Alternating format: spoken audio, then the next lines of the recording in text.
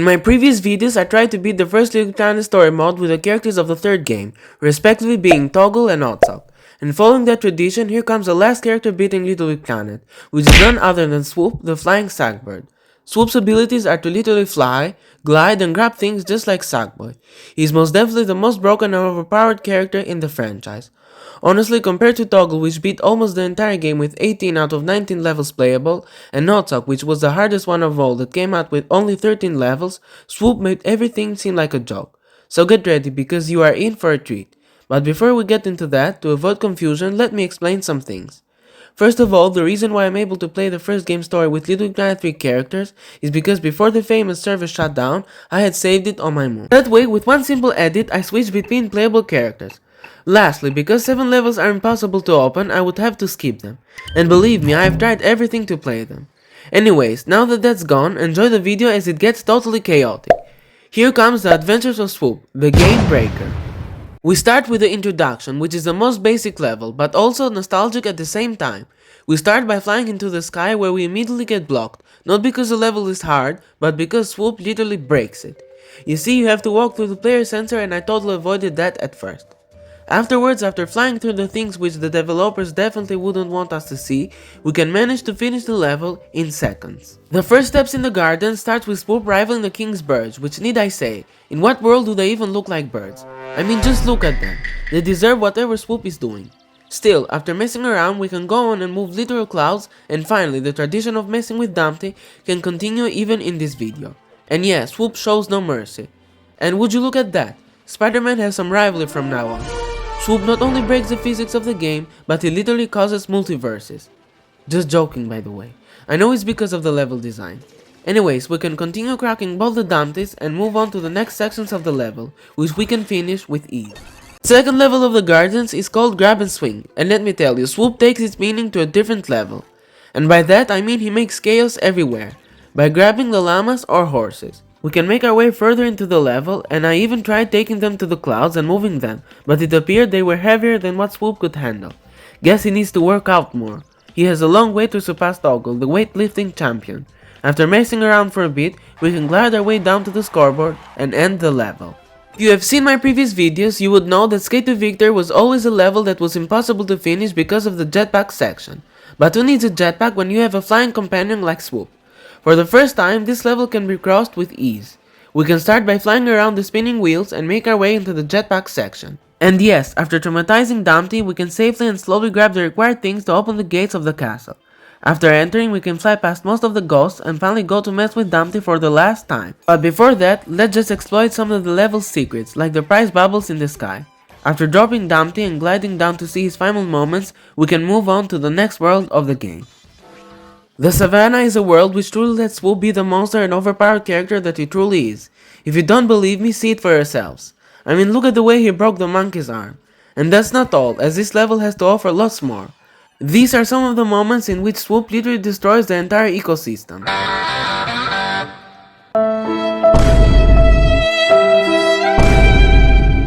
They ask you how you are, you just have to say that you're fine when you're not really fine, but you just can't get into it because they would never understand. Seriously though, I think the Collector is no longer the villain of the game at this point. Anyways, afterwards we can finish the level and move on to the next one. Burning Forest starts smoothly with Swoop flapping his wings to avoid the spreading fire. Then, after skipping the buffalo's part, we can once again add to his crimes by trolling with the monkey and flying him to the sky. And yeah, not just flying, Swoop has bigger plans for him. And by that I meant this. Luckily for the poor monkey, he can't be thrown to the crocodile due to the lair in which he stands.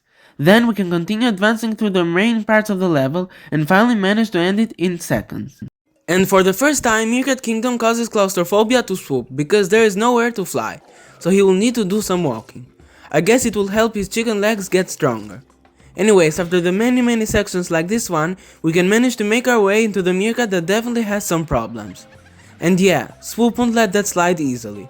After grabbing and learning him a lesson, we can continue moving through the later sections and finish this level in record time. And just like that, we are off to the next world, the wedding. And yeah, didn't know skeletons could be married, but yeah, it's game logic just like every Minecraft thing, except sand that defies the laws of gravity. Anyways, after taking some other sky prize bubbles, we can sweep through the level with little to no effort. I mean, Swoop finishes this faster than any character in the franchise. And just like that, again, we hop to the next level. The darkness is absolutely one of the worst and creepiest levels. You cannot change my mind. The dark atmosphere and everything is just downright scary. And yep, Swoop clears this one easily, but as you all know by now, not before outpacing the Collector. And by that I meant that he takes care of the dog and for no reason takes him right to the Collector's hands. Anyways, the level is pretty straightforward after that, and after messing a bit with Frida's groom, we can end the pain that is this level. The next level is supposed to be the first boss fight of the game, but Swoop literally avoids that. And yeah, the level feels pretty empty and totally pointless without it. The good thing is that despite casually skipping the entire point of the level, we can actually beat it faster.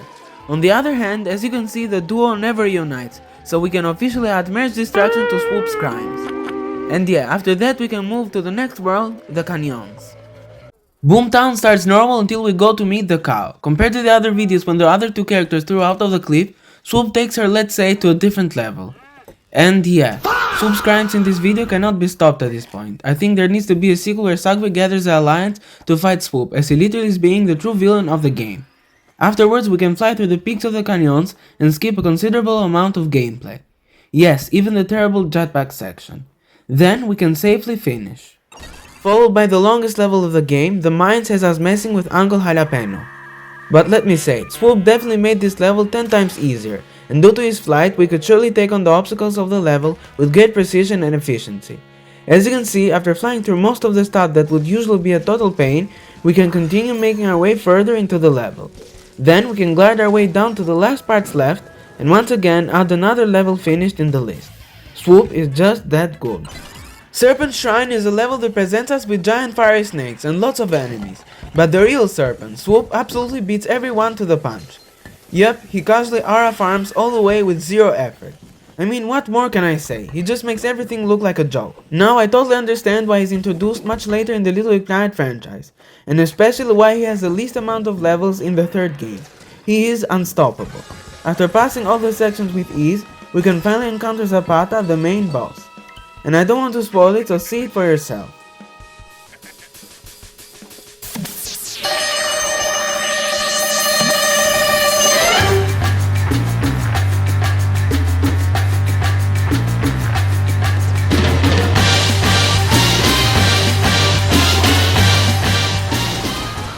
Yep, Swoop is a certified game breaker. The next world, which is the Metropolis, has Swoop failing his driver's license, but that doesn't stop him at all. In the end, who needs a car when you can just fly through all the level? And I mean, this level is literally open space, so if Swoop wanted, he could just end the level in seconds. But to make it more entertaining, I guess, I decided to play the level a bit more normal. Still though, the level is one of the easiest and shortest ones there is. But I do want to point out that I did find Z-Dude hanging in the sky. And yeah, of course I did not race him. Swoop has no time for that. He needs to beat the Collector so he can take his place. And just like that, we can finish yet another level. The next level has us taking the elevators, and basically that's almost the entire point of the level. We can move through some subway tunnels, but apart from some sections, the level is mostly just the same. So yeah, another level completed by Swoop. Up next is Swoop taking a break in the South Asian continent. We can start by passing a good chunk of the level by just flying. Then, for a brief moment, one of the dancers decided to take revenge by killing us. But after respawning, we can continue our journey through the dangerous and crowded paths of the level. Honestly, I cannot express how happy I am that Swoop managed to carry these levels with not much effort, unlike oddsock, who made it a nightmare. But anyways, we can further on move to the later platforms, and after passing the fire drop down with the moving platforms, we can then pass the burning snake and finish. Since Elephant Temple is one of my least favorite levels of all time, I did myself a favor and decided to fly past the normal ways by going in the literal ceilings of the level. And yep, if the view was bad when you play the level normally when flying like this, well, let's say the level design does not look pretty at all. So yeah, essentially we can end the level in under a minute by speedrunning it faster than Flash. And after skipping the unplayable levels that I mentioned earlier in the video, we can manage to go to the final world, the wilderness. But honestly, the wildest thing is Swoop, not this world. He truly makes a point on why flying as an ability is one of the most broken ones there is. Still, that doesn't make this level all that easy, since there are some sections on which we need to go through with a careful attitude. But again, nothing that truly opposes the reign of Swoop, the king of Craft World, that is out to take the crown from the Collector. By flying out in the last parts, we can manage to finally go into the last section, and afterwards we can finish the last normal level, since the next one is just a boss. And the final battle has finally come, if we can even call it a battle, that is. Swoop clears it all in a glimpse of seconds. See it for yourselves.